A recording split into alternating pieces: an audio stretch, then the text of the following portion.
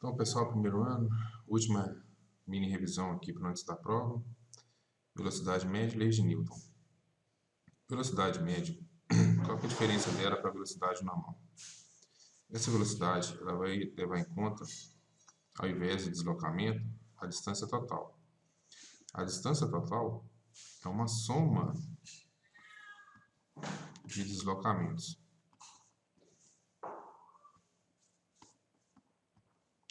Seria uma soma dos ΔS. Para isso, ela tem que levar em conta a trajetória. Então, diferente do deslocamento, que é só uma linha reta, a distância total, ela leva em conta o caminho. Você tem que passar isso na trajetória. Então, ir e voltar conta como soma e não como subtração, como conta lá no deslocamento. E ela conta o tempo total, mesmo tempo em repouso.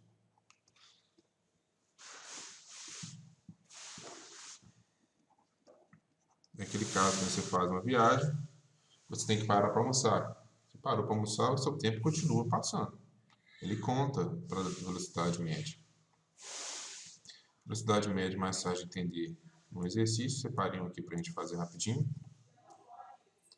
Existem várias versões do Caminho de Santiago, que é uma caminhada que o pessoal faz na Espanha, que são trajetos percorridos anualmente por milhares de peregrinos que se dirigem à cidade de Santiago de Compostela, na Espanha, com a finalidade de venerar o apóstolo Santiago Maior. Considere que uma pessoa percorreu um desses caminhos em 32 dias.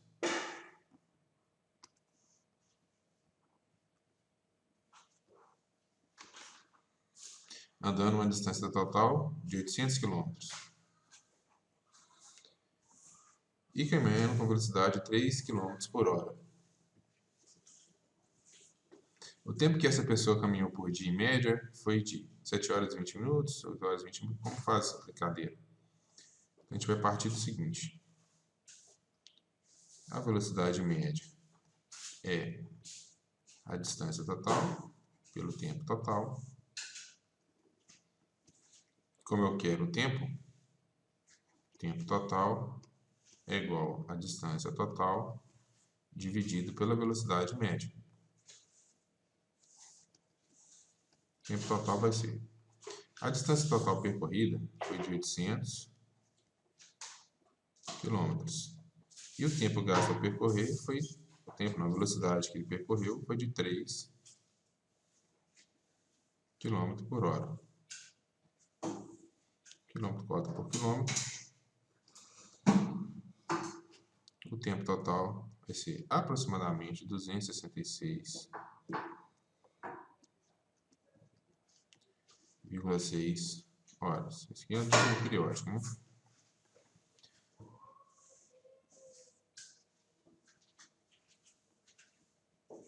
E se isso aqui foi gasto no total, e a pergunta dele é quanto que ele caminhou por dia, né? Jogando isso aqui em uma média, como a gente vai fazer?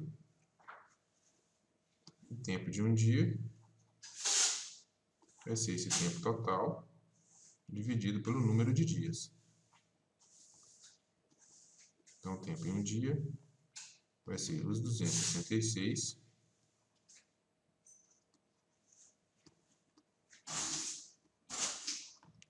dividido por 32.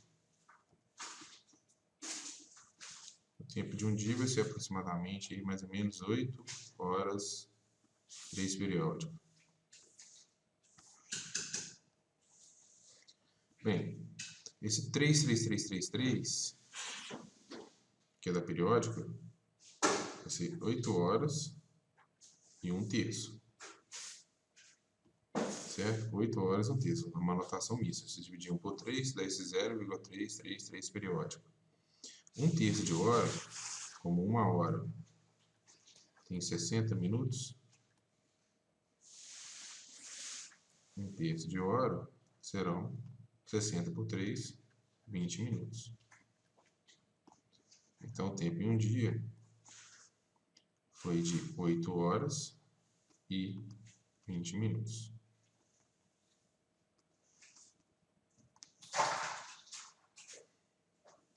Né? 8 horas e 20 minutos em cada dia. Essa é a letra B. Certo? Então, sempre que trabalhar com velocidade média, lembra que tem que somar o tempo todo e a distância toda na trajetória. Vamos dar uma olhada aqui rapidinho nas leis de Newton. Então, Newton, na mecânica, ele publicou num livro dele chamado Princípio 3 leis que regem a mecânica. A primeira lei é a lei da inércia,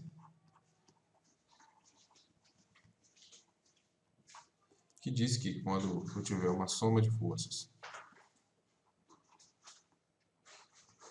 que for nula,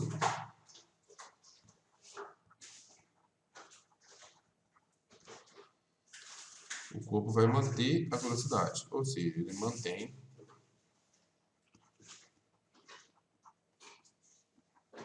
o repouso ou a velocidade mesmo que ele tiver. Então, para ficar curto, a velocidade não muda.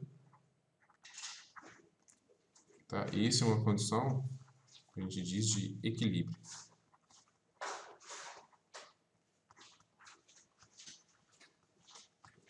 Então, esse corpo tem equilíbrio. Tanto faz se a velocidade for zero ou maior que zero. Porque esse caso, a diferença entre repouso e estar com alguma velocidade é simplesmente o referencial. Então, aqui na figurinha, né, um corpo em movimento tende a permanecer em movimento. Se ele estiver em repouso, ele tende a permanecer em repouso. No caso da segunda lei, aqui ainda tem na primeira lei, né? Tem aqui o ônibus freia, né? Porque as forças comandando em frear, você tende a continuar em movimento. Porque você não está freando, você vai parar porque você está segurando. No caso da segunda lei, já é o seguinte. Se essa soma não é nula,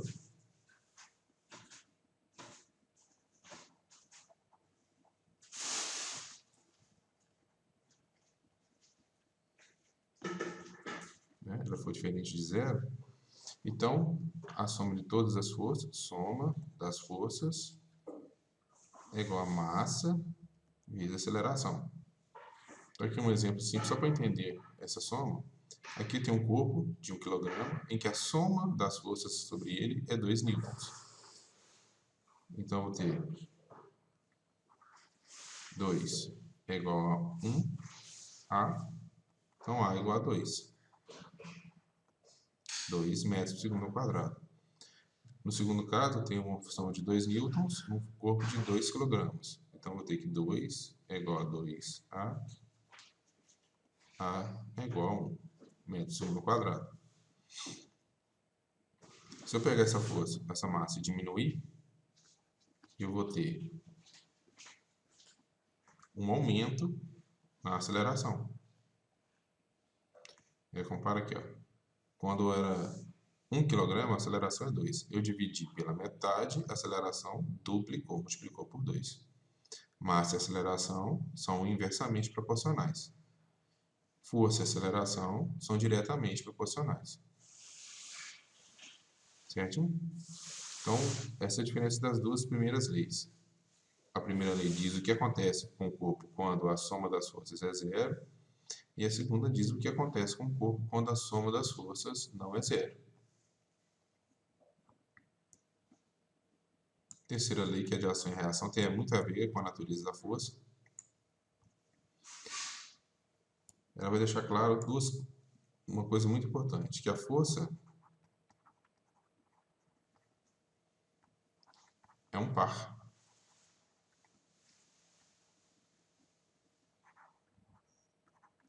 Como assim? Mesmo que eu não desenhe a par da força, se eu desenhar só uma das forças, a outra existe. Sempre tem uma ação e uma reação. Então aqui tem o balão, o ar vazando do balão aqui foi considerado uma ação. Quem é ação e quem é reação é arbitrário. Depende do que você está analisando. Então, o balão é expelido para fora e esse ar, aliás, o balão expele o ar para fora e o ar empurra o balão para frente, para cima. Aqui eu tenho par de forças, né? F12 e F21. A Terra atrai a criança atrai a Terra. Né? Essa força 12 aqui, ó, é a força piso.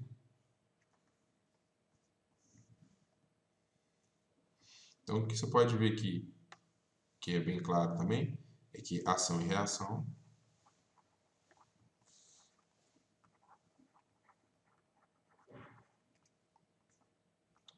sempre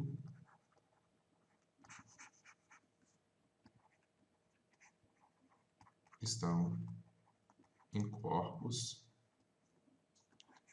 diferentes. Sempre ação e reação vai estar em corpo diferente. Então você nunca vai poder anular. É muito comum as pessoas terem a seguinte dúvida: ah, professor, essa força e essa aqui tem a mesma direção e sentido contrário e tem o mesmo valor. Então, quando eu somar, elas vão dar zero, né? Não, você não pode somar porque elas estão em corpos diferentes. A gente só soma forças que estão no mesmo corpo. Que é o que fala aqui da segunda lei. Essa soma de forças, ela sempre ocorre no mesmo corpo. Aqui tem mais uma figura que explica isso, que é a pessoa andando, a ação dela é empurrar o chão para trás e o chão, por reação, empurra ela para frente. Você percebe aí que se troca sempre o sujeito com o objeto. Né? A pessoa empurra o chão empurra a pessoa. Então é muito fácil de achar ação e reação aí. Tá, gente? Vai ficar bem claro aqui essa situação dos corpos. Essa aqui é uma situação que ocorre muito nos problemas. Né? Eu tenho um corpo M, ele tem um peso e tem uma força normal. Esse par é ação-reação? De jeito nenhum. Por que não? Os dois ocorrem no mesmo corpo, então não é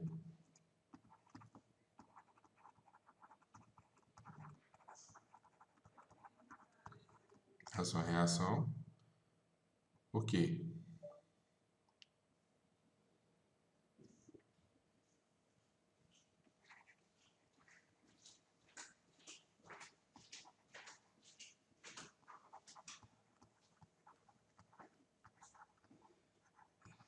Ocorre no mesmo corpo. Então onde que está a ação e reação aqui? Vou fazer esse par ação-reação. Primeiro, a reação do peso, aonde que ela está? É só se perguntar. Quem faz a força peso? Quem faz a força peso é o planeta Terra, né? Ou o astro que você estiver trabalhando, sei lá, se chama Marte, vai ser o planeta Marte. Então a reação do peso está lá no centro desse planeta. Vou chamar ela aqui de pelinho. E onde está a reação da normal? Quem faz a força normal é essa superfície de preto. Logo, se a superfície faz uma força no corpo M, o corpo M faz uma força na superfície, que é a reação. Então, ação e reação nunca ocorrem no mesmo corpo, sempre em corpos separados. Então é isso, pessoal. Esse é o último ponto de revisão que eu precisava passar. Boa prova amanhã para vocês. Tudo de bom.